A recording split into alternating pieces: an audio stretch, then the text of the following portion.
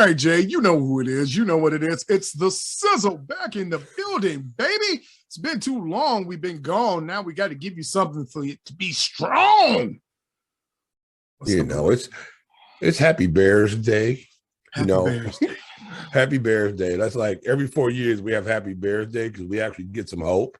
Right. Thinking that somehow or another that the McCaskies going to figure out that they don't know what they're doing and they're going to let somebody actually come in and pick a GM and a coach and a president that might actually have a clue about the game of football. But lo and behold, that's not going to happen. Mm-mm. So anyway, though, it's still Happy Bears Day. There's hope.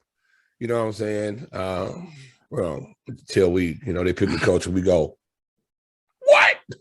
Yeah, at this point, let's just talk about it. So we get it out there. I know everybody's heard it all today, and it's going to be all tomorrow and probably all through next week that the Chicago Bears have finally cut ties with their GM and head coach. Yeah. Okay, so everybody's got that. Matt Nagy's gone. Ryan Pace is gone. Okay. Are you happy about that? I was until I saw the press conference today. I know. Why? And then I just realized the pain, the agony, the despair, the defeat. But the biggest question of them all, Jay, is how do you feel about the team president saying that one of your fellow offensive linemen is a liar? He's a ne'er-dweller. He's a bad person. Wait, I want to get the story straight, and you can help me. Did Olin Kreutz get hit in the head with the weight, or did Olin Kreutz hit somebody in the head with the free bet? I think Olin Kreutz got hit in the head with the weight, if I remember that fight correctly. I think he was a receiver of the iron to the dome. Okay.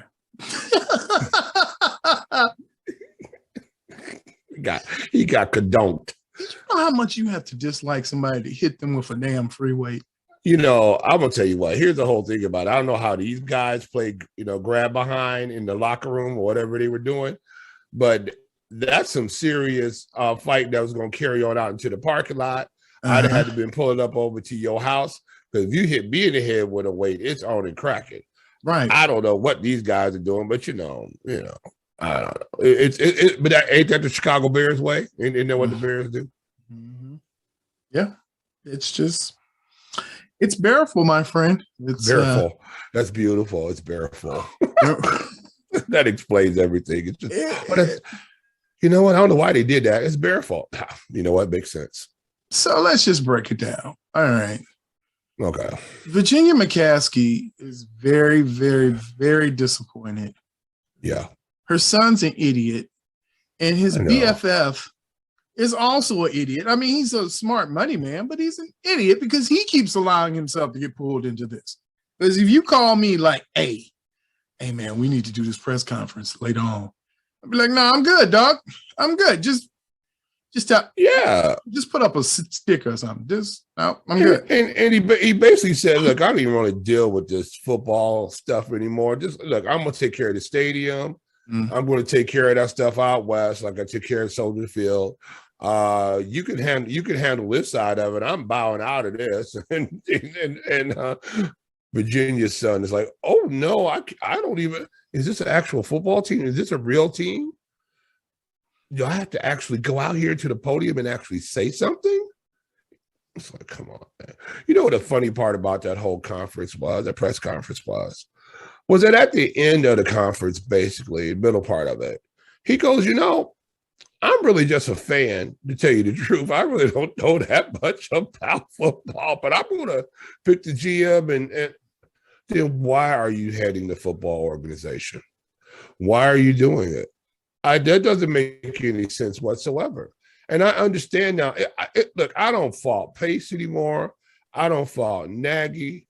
I don't fault, what's his name, Phillips? Is it Phillips? Ted Phillips. Yeah. I don't fault Ted Phillips. This is the emperor with no clothes on. McCaskey's walking around. He doesn't know that he's naked, and everybody's like, "Are the paychecks still cashed? Yeah, we good to go.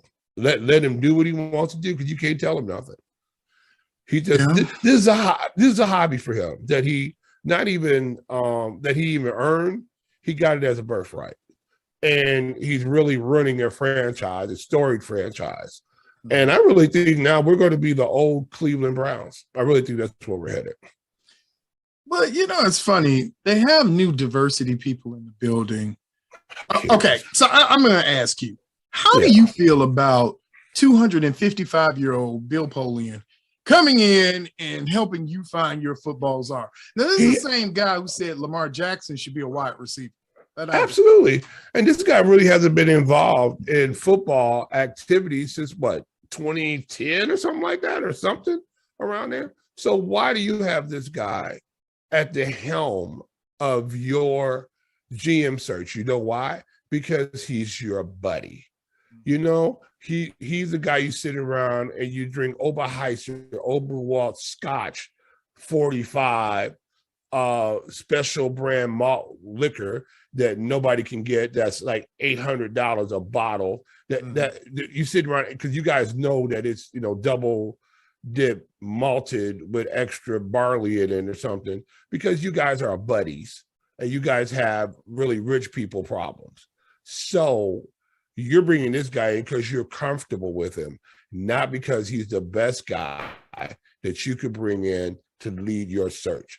This is what the problem is with the Chicago Bears, because McCaskey wants to be friends with everybody, and he wants everybody to be friends with him. Why? Because this is not a passion for him.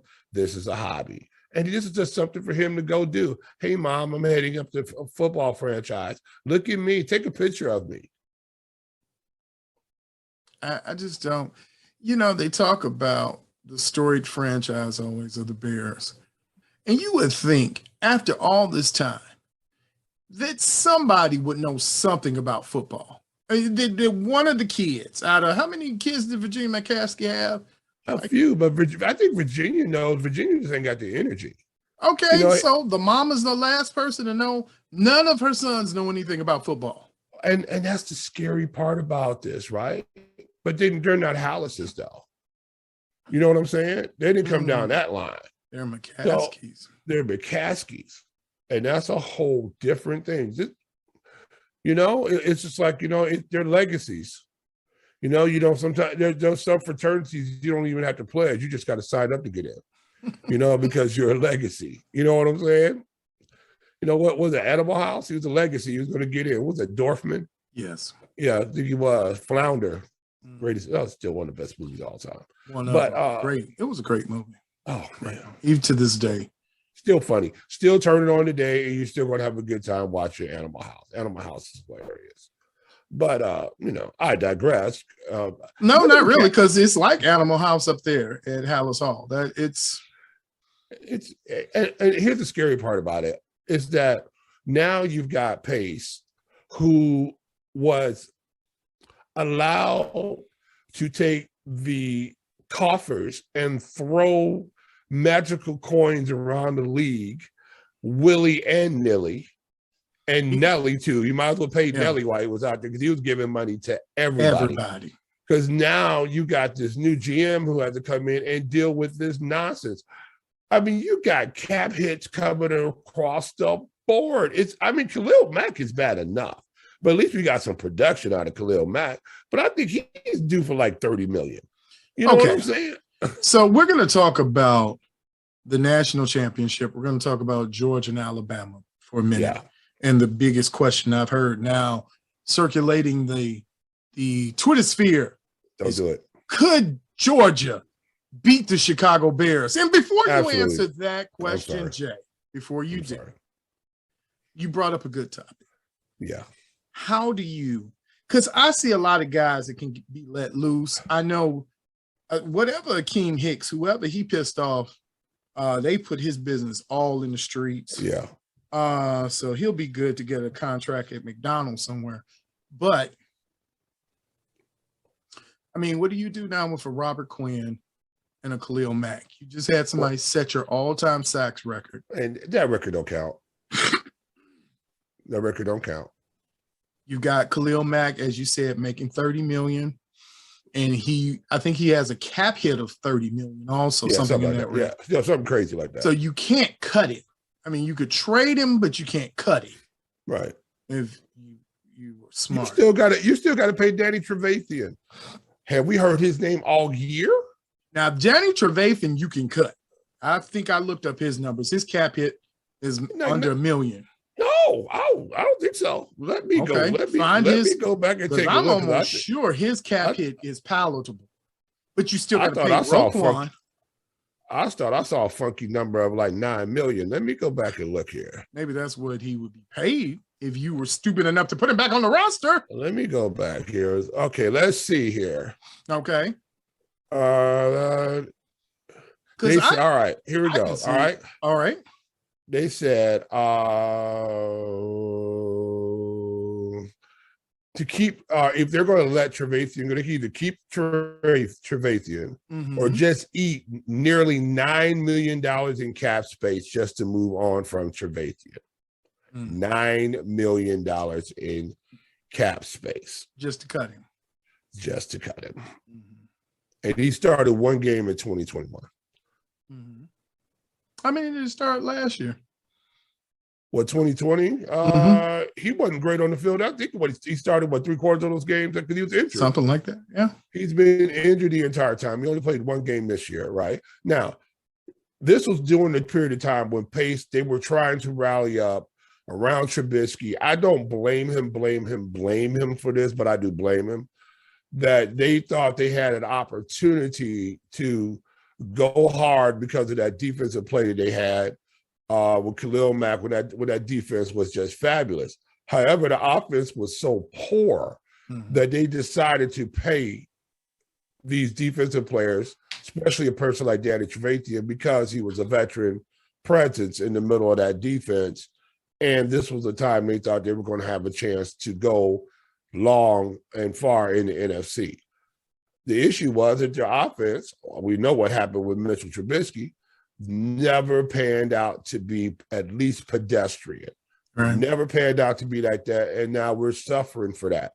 So I don't blame him completely for that, but I do blame him for not looking at the future of the Bears and not making them solid enough. You don't see New England like that. I mean, you always saw New England able to move. You always saw New England able, they would cut guys nearly in their prime because of their contracts. They would move on. You know, why would they let that guy? That guy's got still 2 good years left on him, because they didn't want to have these situations occurring later on where they're going to be a bad football team. Now you have the Bears who are just trying to win, but that's the non-leadership of Hallis Hall, was that you had nobody cooking the soup. You know, we got to eat next week too. No, let's just go to the store. Let's get some lobster tails. Let's get some prime rib. Let's get, you know what I'm saying? Let's go get some Chevys Regal. We go party all night. We know we got to eat next week. Man, don't worry about next week. We just do it. Let's get it done today. And that's basically what you saw happening. They were going after to, I believe, fold under the pressure of the Bears fan base. They wanted to win so bad because of what was happening to them in the media. And I think a lot of that has to do with the McCaskey family, because they want to be beloved around here, just like Papa Bear Hallis. But Papa Bear Hallis knew what he was doing.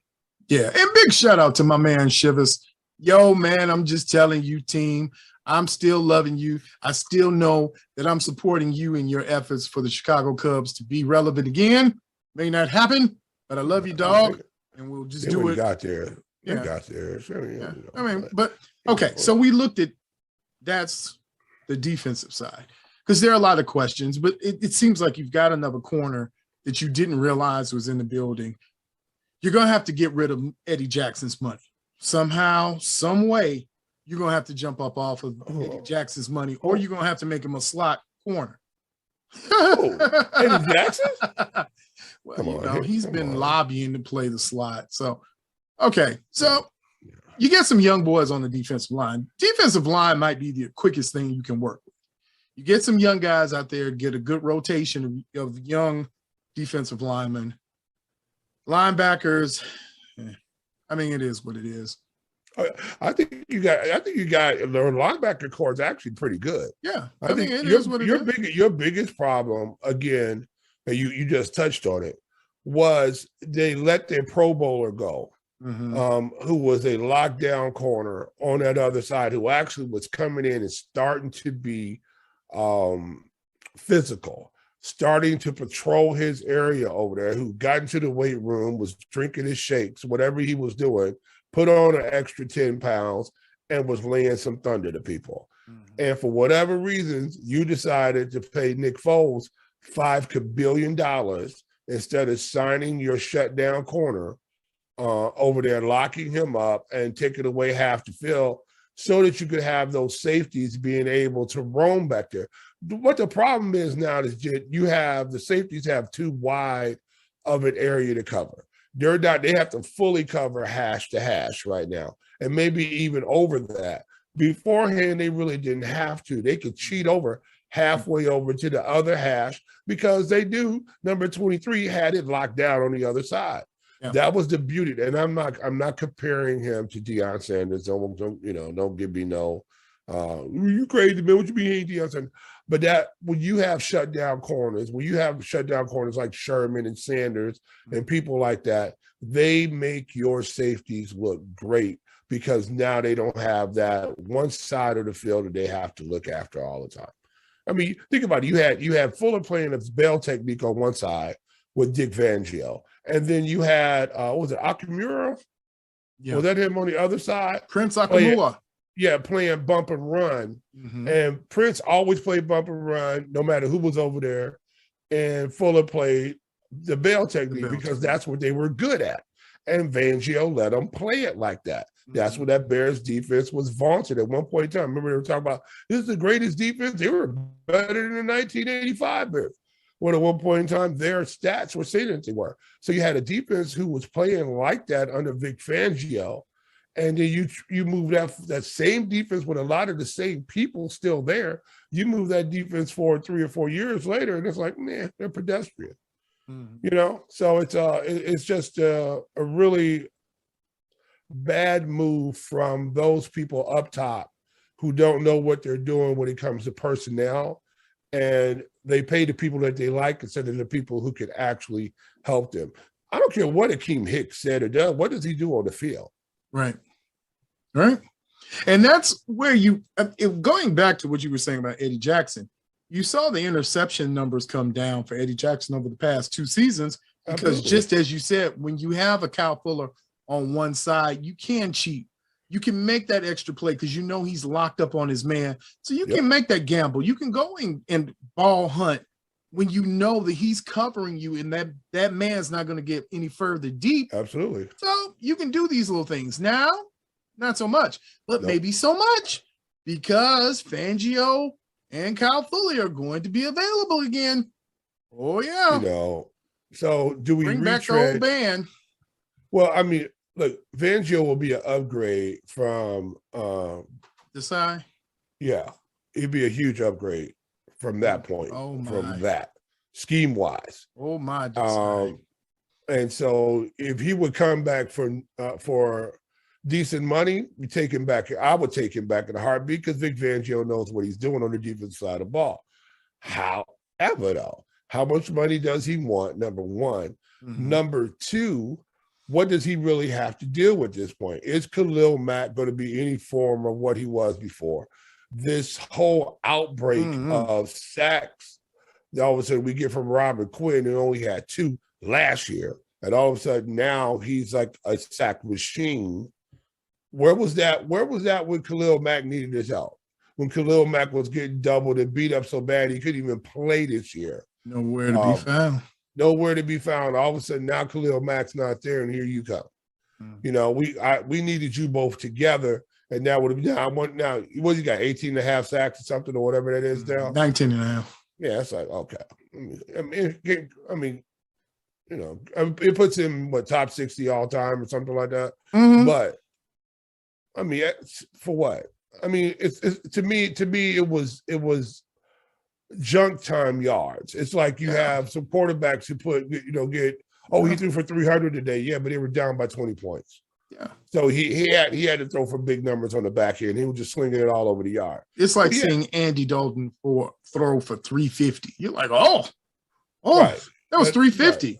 Right. Yeah, but they were down by 21. Right. No, these weren't meaningful sacks. These were just sacks. No, don't get me wrong. Now, I'm not nowhere near anything that Robert Quinn is. And, I'm sure he's a great guy and all the above. And I'm, in my disparaging get sack out. No, it's a great, phenomenal feat.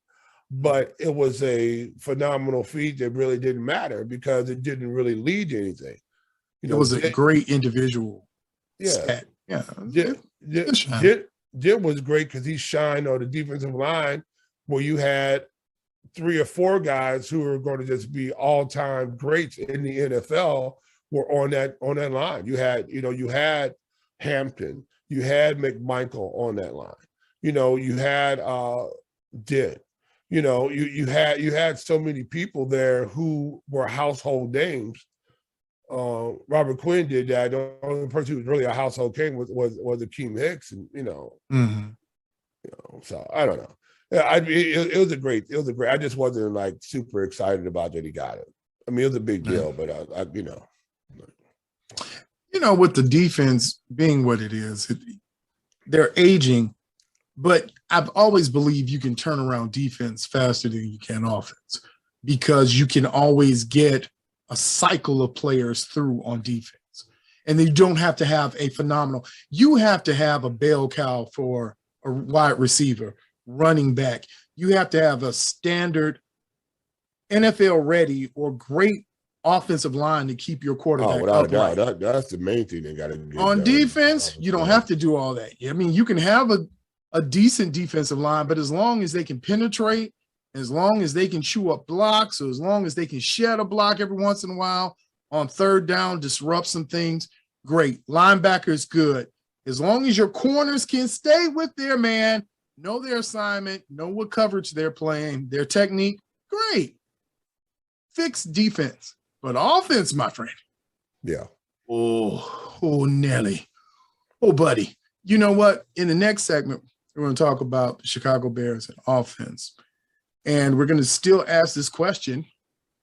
Can Georgia, because we saw Alabama could Georgia right now beat the Chicago Bears? Because there were some big boys on that line. Now, I'm not going to give you my answer. I'm going to wait till we talk about it some more. But Georgia has some big boys out there.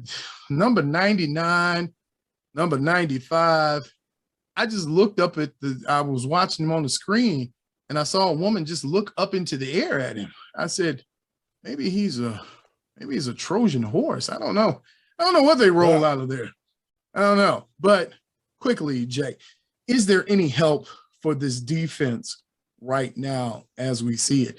Can this defense at least be pedestrian again? Because they haven't been awful. They just weren't great. Well, here's the problem, right? Your defense is only as good as your offense can score more than 21 points a game. Because if you put the defense in a position where they have to pin their ears back and blitz and try to get after people to try to cause turnovers, or they have to start trying to jump routes, when you gamble, that's why it's called gambling, there are times you're going to lose and you're going to get burned. So you're looking at a Bears defense that very seldom do they play with the lead, but they can sit back in that cover 3 high shell, keep everything in front of them, and burn clock. They can run the 4-corner defense out there and just pass the ball around and burn the shot clock down. Well, the same situation with the Bears is that they can't. They have to be coming full speed all the time. And when you come full speed all the time, you may hit your mark, you might run right past it. And that's what this defense, sometimes they look great for a few series. All of a sudden, these guys get gassed out, and all of a sudden you look at the Bears start getting gassed all over the field, and they look like a college team could possibly beat them. Did you want me to answer that question? Or you want me to wait till next segment? No. We're gonna no. This is a payoff. No, okay. We don't want you to answer that right now.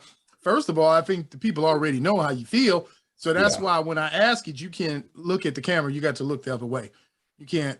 That's what you got to do. So Georgia and Alabama, and maybe, I mean, you know, Alabama had this great like re-emergence of Justin Fields, and then he got Justin Fields, but that's a whole. We'll talk about that later in a second. If you put Georgia and Alabama together, Georgia, Bama. If you put Georgia, a team from Georgia, Bama, I think they could rock with the Bears. Okay, so Akeem Hicks, he's been injured. I mean, he's been injured. Is he worth a shot at bringing back? Do you bring back an Akeem Hicks? It all depends being on the money. heart and soul, and if he wants, what's that, 12 million he's making this year? But well, how old is Akeem Hicks now? Is he like 33? 30, between 32, 34, somewhere in there. Yeah, I mean, do you want to pay your defensive lineman 33, 34, $12 million a year? Yeah, that's torn his pecs, and it's been bad. It's been bad. You don't want to pay him $12 million a year. You know, I mean, I love the guy. I love what he does, how he plays. He's probably one, but not for $12 million a year. Because we've seen now he can't stay healthy, or on a bad defense, he's not willing to stay healthy. Ooh, now that's a good one. Oh, are we breaking hot sizzle news there, my friend? You want to say that again? On this type of team, is he willing to stay healthy? Because there are certain things people can play with on the championship team that might not necessarily play on a team that's out of the playoffs by the middle of the season. You're listening to The Sizzle.